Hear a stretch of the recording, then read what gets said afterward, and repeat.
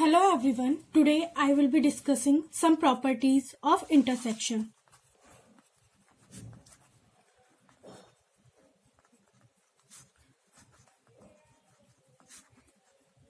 First one is commutative law.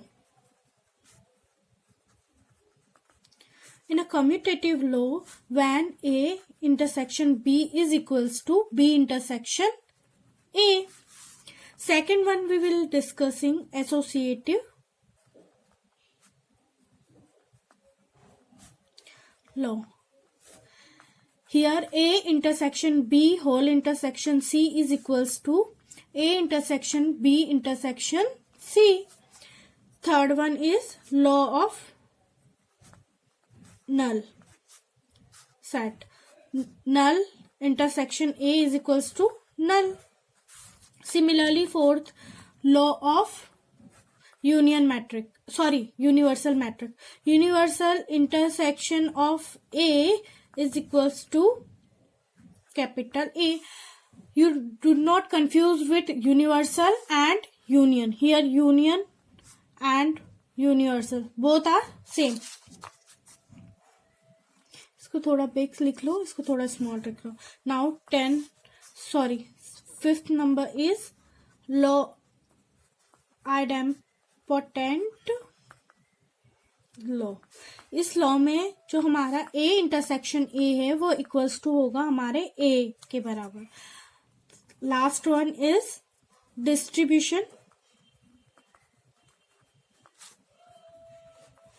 Distribution law में क्या होगा, हमारा A intersection B union C is equals to A intersection B union A intersection C. इसमें हम क्या करेंगे, अगर हमें कोई क्वेश्चन गिवन होगा और उसमें डिस्ट्रीब्यूशन लॉ हमें लगाना है तो सबसे पहले B यूनियन C निकालेंगे, उसका इंटरसेक्शन A के साथ करेंगे, फिर हम A इंटरसेक्शन B निकालेंगे, A इंटरसेक्शन C निकालेंगे, फिर इन दोनों का यूनियन लेंगे.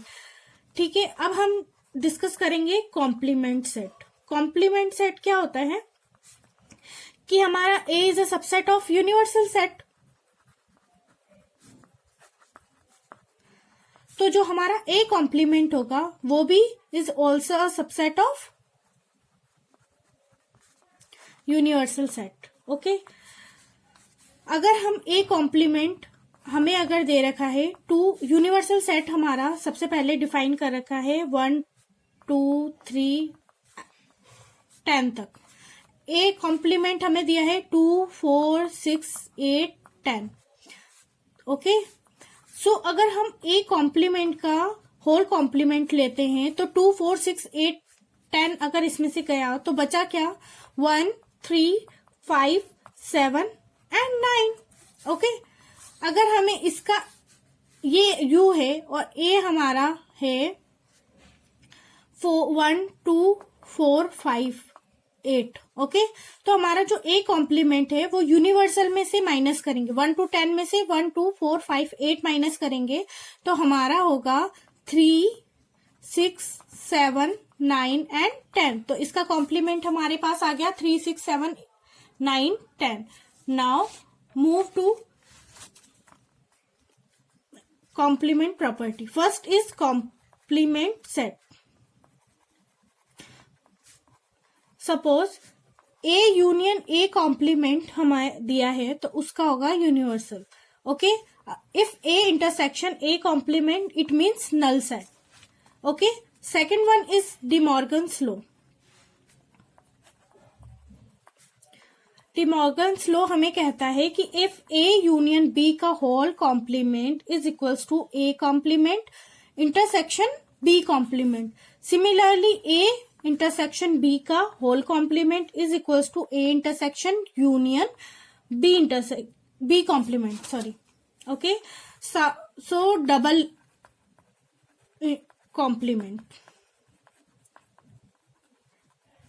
डबल कॉम्प्लीमेंट का अगर हम कॉम्प्लीमेंट का वापस कॉम्प्लीमेंट लेते हैं तो हमें क्या मिल जाता है, A. Okay, fourth one is law of empty set. Empty set, void set या null set. Okay, and universal set.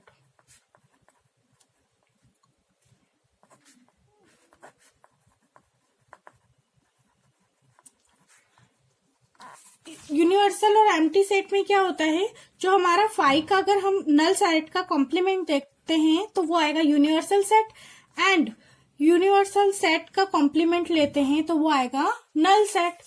Okay, now we move our last formula. Suppose NA union B is equals to NA plus NB minus NA intersection B. अगर ये हमें दिया हुआ है 20, ये दिया है 12 और हमें NB फाइंड आउट करना है और ये हमें दिया है 8. ओके, N इंटरसेक्शन B दिया है 8, तो हमें क्या हो जाएगा 20 is equals to 4 plus NB.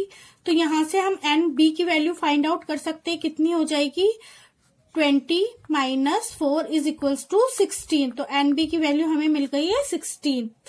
Okay, अगर हम एक एग्जाम्पल लेते हैं, इस पे बेस्ड एक क्वेश्चन मैं देती हूँ, आपको कमेंट करके उसका आंसर बताना है. इफ NA यूनियन B हमें दे रखा है 400, NA दे रखा है हमें 100 एंड NB हमें दे रखा है 200, तो हमें NA इंटरसेक्शन B जो भी आएगा उसकी वैल्यू निकाल के और कमेंट करना है कि उसका आंसर क्या आता है. सपोज एक एग्जांपल लेते हैं हम, यूनिवर्सल सेट दिया है हमारे 1 2 3 4 5 6.